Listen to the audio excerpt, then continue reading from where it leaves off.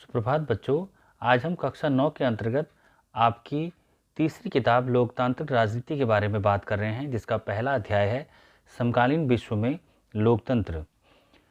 सबसे पहले ये जानना आवश्यक है कि लोकतंत्र किसे कहते हैं, लोकतंत्र है क्या। क्योंकि आपको ये दो किस्से सुनाने से पहले ही हमें ये देखना होगा कि पिछले 100 वर्षों में लोकतंत्र किस तरह से ज़्यादा देशों में फैलता चला गया और आज भी यह आधे से ज़्यादा अधिक देशों में फैला हुआ है और काफ़ी उतार चढ़ाव देखने को इसमें मिलते भी हैं।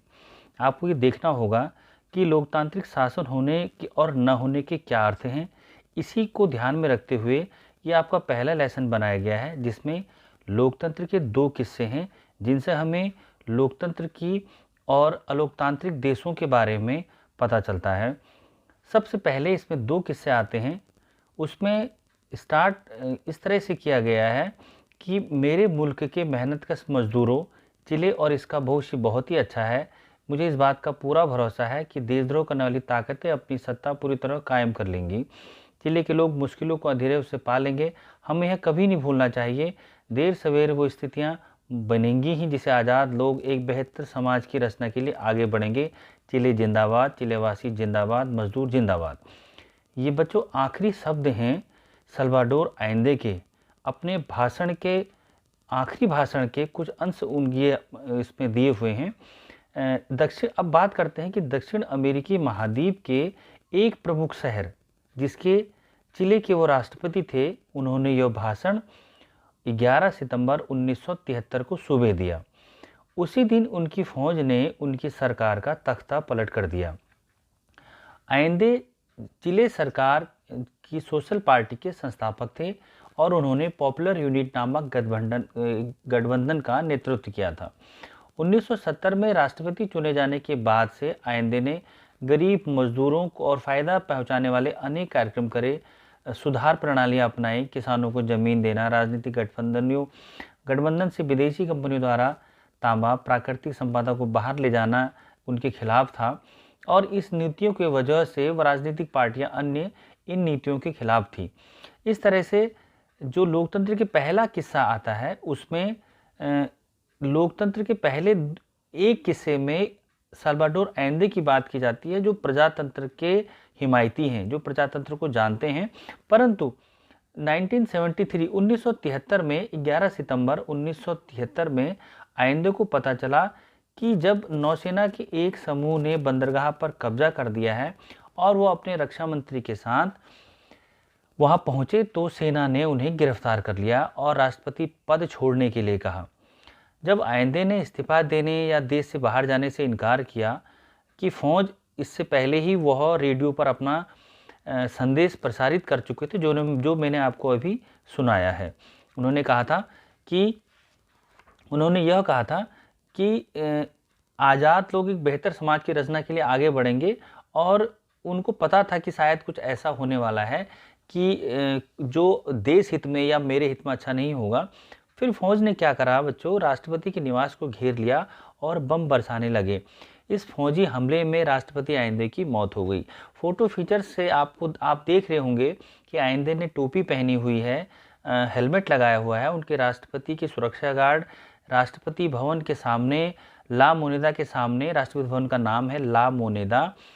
11 सितंबर 1973 का यह चित्र है। इनमें कुछ घंटों बाद ही आइंदे की हत्या कर दी गई। इस तरीके से चिले में जो हुआ 11 सितंबर 1973 को, उसे सैनिक तख्ता पलट कहते हैं। इसकी बगावत की अगुवाई जनरल अगस्तो पिनोसे कर रहे थे, जो अमेरिका की सरकार आइंदे के शासन से खुश नहीं थी। तख्ता पलट करने वालों की उन गतिविधियों में उन्होंने पैसे उपलब्ध करवाए। पिनोसे तख्ता पलट के बाद वहाँ के राष्ट्रपति बन बैठे और 17 वर्षों तक उन्होंने राज किया अगस्तो पिनोसे ने, और सल्वाडोर आइंदे को मौत के घाट उतार दिया। इस तरह से लोकतंत्र की मांग करने वालों का दमन करा गया, उनकी हत्या कर दी गई। वायुसेना के प्रमुख जनरल जो थे अल्बर्टो बेसेले, वो फौजी अधिकारी थे, शामिल थे उस तख्ता पलट में। उन्होंने इस तख्ता पलट में शामिल होने से इनकार कर दिया था। जनरल बेसेन की पत्नी और बेटे को भी उन्होंने जेल में डाल दिया। अगस्तो पिनोसे ने, क्योंकि जो फौजी अधिकारी थे अल्बर्टो बेसेले, उन्होंने इस दमन का विरोध करा, बिल्कुल विरोध करा। उन्होंने कहा ये लोकतांत्रिक नहीं है और लोगों की राय के हिसाब से काम करना चाहिए, क्योंकि लोकतंत्र का अर्थ होता है बच्चों, लोकतंत्र शासन का एक ऐसा रूप है जिसमें शासकों को चुनाव खुद करते हैं, लोग करते हैं। इसकी सामान्य परिभाषा है लोकतंत्र जनता का, जनता के लिए, जनता के द्वारा शासन है। लोकतंत्र की परिभाषा सामान्य शर्त में यह है कि जनता खुद चुनती है अपने शासक को, यह आप सभी जानते हैं। अब बात करते हैं लोकतंत्र की वापसी की। जब सल्वाडोर आयेंदे का दमन कर दिया गया, लोकतंत्र का गला घोट दिया गया, तो अगस्त पिनोसे ने सैनिक शासन उनका 1988 में समाप्त हुआ। उन्होंने तब जनमत संग्रह कराने का फैसला किया। उन्हें भरोसा था कि उनके शासन को जारी रखने के पक्ष में लोग मतदान करेंगे। उन्होंने ऐसा सोचा था, ये आप समझिए। चिले के लोगों ने उस लोकतांत्रिक परंपरा को नहीं भुलाया था जो उससे पहले सल्वाडोर आयेंदे की जब बात हम करेंगे तो इसका मतलब है सल्वाडोर आयेंदे के विचारों से जनता ओतप्रोत थी, समझदार थी। उन्होंने उस लोकतांत्रिक परंपरा को नहीं भुलाया और भारी मोहम्मद से उन्होंने क्या करा, पिनोसे की सत्ता को ठुकरा दिया। सैनिक सत्ता भी चली गई।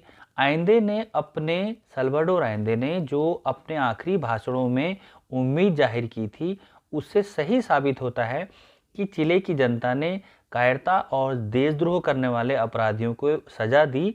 सजा इस रूप में दी, उनको नकार दिया, क्योंकि वो तो ज़बरदस्ती शासन कर रहे थे। धीरे धीरे शासन से सेना की भूमिका खत्म हो गई। बाद में आई सरकारों ने पिनोसे के राज में हुई गड़बड़ियों के जांच के आदेश दिए। जब पिनोसे की सरकार हट गई, पिनोसे सरकार सिर्फ क्रूर ही नहीं थी तथा वो भ्रष्टाचारी भी थी।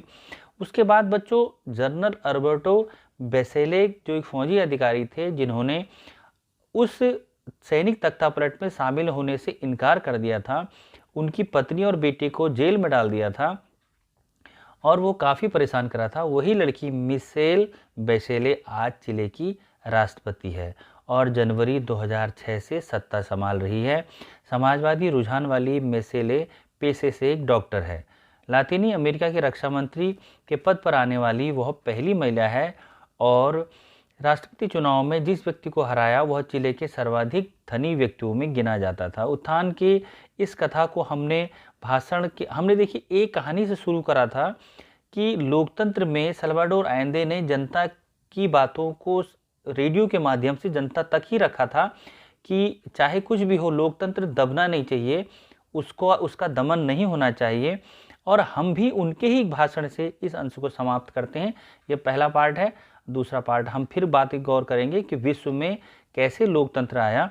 देखिए वो क्या है, भाषण का एक अंश है छोटा सा, मुझे ही समाप्त करता हूँ। चूँकि मैं नफ़रत का शिकार बनी थी, इसीलिए मैं अपना जीवन नफ़रत को खत्म करके सहनशीलता, समझदारी के साथ साथ प्रेम को बढ़ाने के लिए प्रति समर्पित कर दिया गया है।